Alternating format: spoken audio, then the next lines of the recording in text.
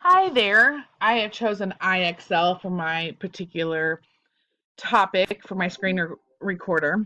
I am going to show you IXL, and this program in particular is used at my children's school. It's actually used at the high school on different levels as well. So my son here is in fourth grade, and he uses this for math, language arts, science, and social studies. And they do have an added bonus of elementary Spanish, which is quite nice. As you can see, preschool through second grade have math and language arts. And then second grade through eighth grade has includes the science and social studies, which is quite nice. And it goes from adding and subtracting to calculus and pre-calculus. I'm going to look here at my son's language arts. And there are different Common Core standards that we can see. The main idea, poetry, writing strategy, vocabulary, etc.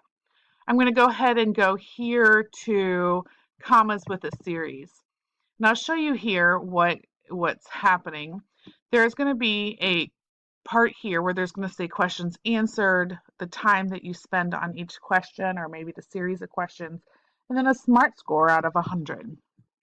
We're going to go ahead and put the commas in the correct place, and we're going to submit that. It's going to give awesome, terrific. It's going to give a good response and a big positive one. And then I'm going to do one incorrectly here. We'll go ahead and submit that. Well, it gives me how many I've answered, but it takes my score down because I did miss one. You get 10 added for correct ones, and then you get some subtracted. Then it kind of gives you a review, how to recall it or remember it, and how to solve it. So that is an easy way of getting things done and using that in a class. I'm going to go ahead and go to his math here. This is going to give his all different